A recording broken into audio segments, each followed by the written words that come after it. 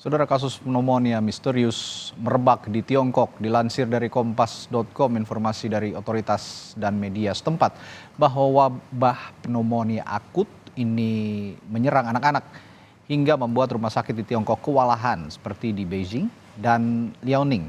Sejak pertengahan Oktober 2023, Tiongkok melaporkan adanya peningkatan kasus penyakit mirip influenza yang menyerang anak-anak.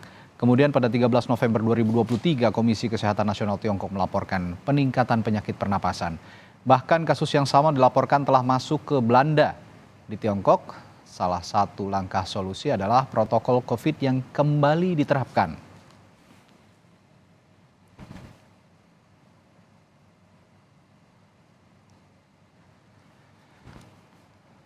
Setelah COVID-19 mereda, kini Beijing melaporkan kasus pneumonia misterius. Rumah sakit di Tiongkok dilaporkan kewalahan menangani pasien. Lalu bagaimana persebaran pneumonia misterius ini dan apa antisipasinya untuk khususnya di dalam negeri di Indonesia? Kita akan membahasnya bersama epidemiolog dari Griffith University Australia, Diki Budiman, secara daring melalui sambungan Zoom.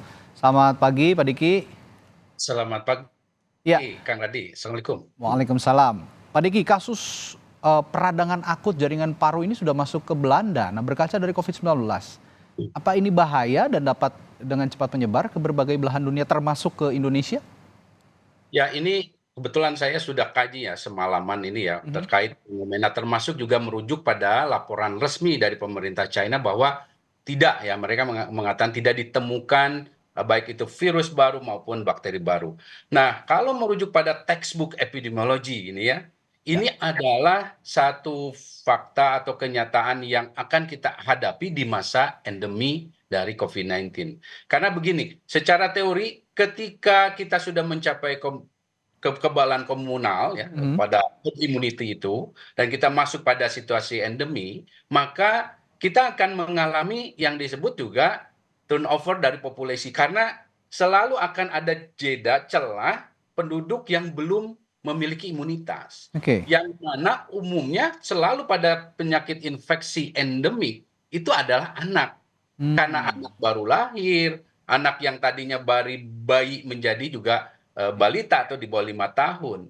Nah, inilah fenomena yang sebetulnya bisa dijelaskan secara teoritis ya, yang disebut dengan ya pola seasonal atau pola musiman dari infeksi COVID-19 yang oke. ini betul bahwa di laporan itu bukan hanya penyakit COVID-19, tapi Mhm. ada penyakit yang lain, ada Mycoplasma, ada Hmm, RSV dan RFI. influenza ya.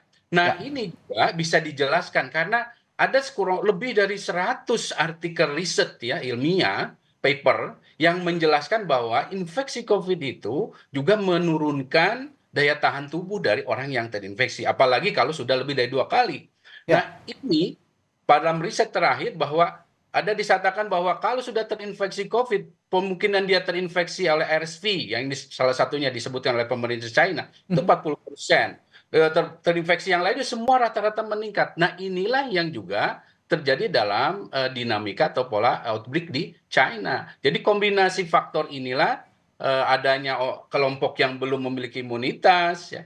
Ini juga saya ingin meluruskan bahwa ini memang ada utang yang disebut dengan utang imunitas, bukan Mhm. berarti ya kalau gitu biarkan kita terinfeksi atau anak-anak kita terinfeksi, ya bukan begitu. Oke. Tapi utang imunitas ini harus dibayar dengan cara tadi proteksi dengan vaksin. Makanya pesannya kan vaksin booster menjadi penting, bahkan vaksin primer Ya. termasuk masalah PHBS-nya. Oke, ya Pak Diki, konteks dengan keterkaitan dengan pencegahan penyebaran pneumonia misterius ini ke dalam negeri, ke Indonesia khususnya. Kalau COVID-19 kan waktu itu pemerintah berkirim surat atau juga berkorespondensi dengan negara-negara termasuk juga Tiongkok pada saat itu di Wuhan ya kalau COVID-19. Nah, sekarang ini kan kita juga belum tahu persis di mana pertama kali, di kota mana pertama kali ini menyebar di Tiongkok. Tapi apakah ini perlu diantisipasi dengan cara yang sama dengan pencegahan COVID-19 pada waktu itu dengan salah satunya menutup pintu masuk negara termasuk juga kunjungan dari negara-negara yang sudah terjangkit pneumonia misterius ini? Saat ini belum ya, Belum ya? dan saya kira melihat ke data sekali lagi, Mhm. jadi mungkin saya ingin menyampaikan juga pada publik melalui Kompas TV bahwa Oke. setelah penjelasan pemerintah China yang juga sudah diamini ya oleh WHO, artinya ini sudah bukan pneumonia misterius Oke, lagi. bukan lagi misterius. Betul, ini adalah Ya. pneumonia yang disebabkan oleh beragam patogen. Ada Oke. ada virus, ada bakteri. Bakterinya Mycoplasma, virusnya bisa SARS-CoV, bisa juga influenza dan lain sebagainya. Nah, dalam konteks ini tentu kewaspadaan di pintu masuk tetap harus dijaga dan pesannya adalah memang kita nggak bisa belajar dari pandemi baik itu SARS ya. Karena begini, baik SARS maupun COVID-19, Mhm. dua-duanya kenapa yang membuat ini panik? Dua-duanya tuh diawali dengan namanya undiagnosed pneumonia infection gitu. Oke. Jadi ini yang membuat banyak pihak jadi khawatir karena dua pandemi itu diawali tidak terdiagnosanya satu kejadian pneumonia infection. Nah, Oke. tapi dalam konteks saat ini kita masih belum melihat ada ke arah seperti itu. Bahkan kalau bicara potensi pandemi amat sangat kecil, Mas Oke. Raditya.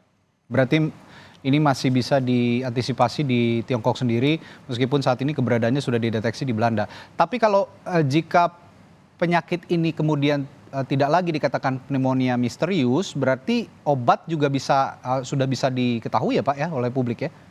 Obat ada, tapi Oke. ternyata untuk Mycoplasma banyak yang resisten gitu. Bahkan Oke. di atas 50% kasus Hmm. infeksi oleh Mycoplasma ini diobatin oleh salah satu obat azithromycin namanya, itu Mhm. nggak efektif.